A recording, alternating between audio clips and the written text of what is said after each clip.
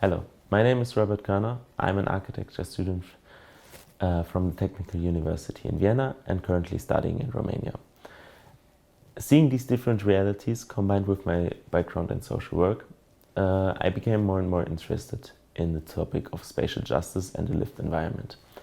By this, we organized together with a group of different students and walked through the city and visited, discussed and reflected on different sites and on different topics. And I think this workshop is not only interesting for those who were participating, because living in a city, I think all of us experienced not be able to take part in some of these offers. And unfortunately, some of us experienced this even more than other ones. So in the following, I try to reflect on 3 of our main takeaways, and maybe it will change the way of how you will see the city in the future, how you will see your own city in the future. Starting with housing, we visited various projects.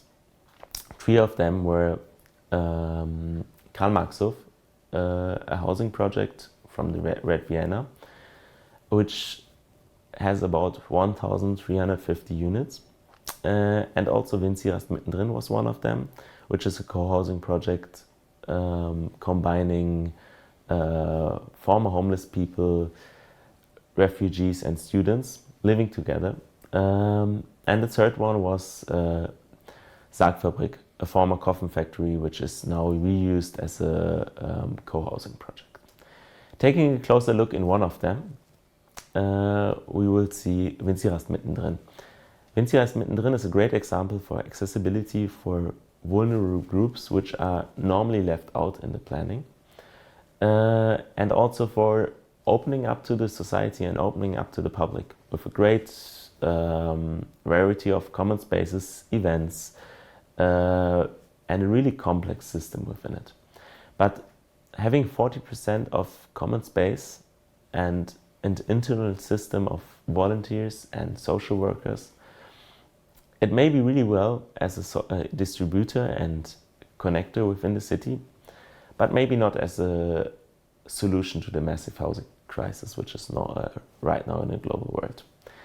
So thinking about common space and about public space, it's also important to really be sure that more common space also means more costs, and also the affordability for some groups are going down.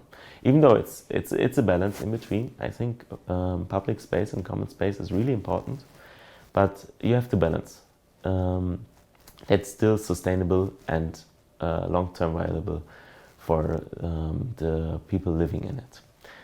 The second one was the cultural spaces which we visited.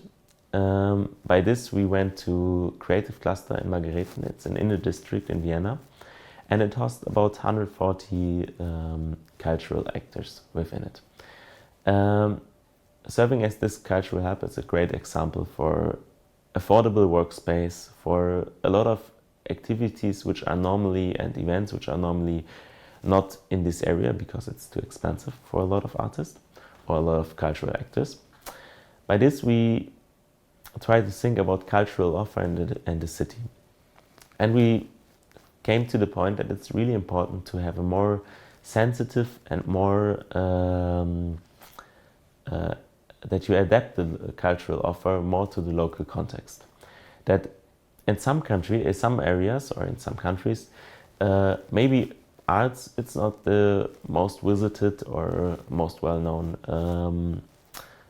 cultural tool, but maybe it's sports. So try to really think about the context and really think about the people living within it, to fit more the cultural offer to the people.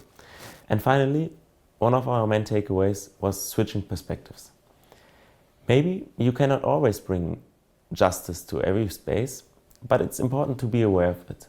And then try to take a closer look to those who are normally left out in the process, who are normally not receiving the most offers within the city.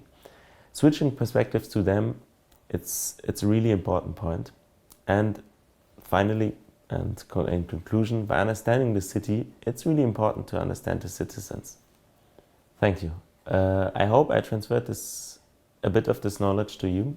And if you're interested, just check our website.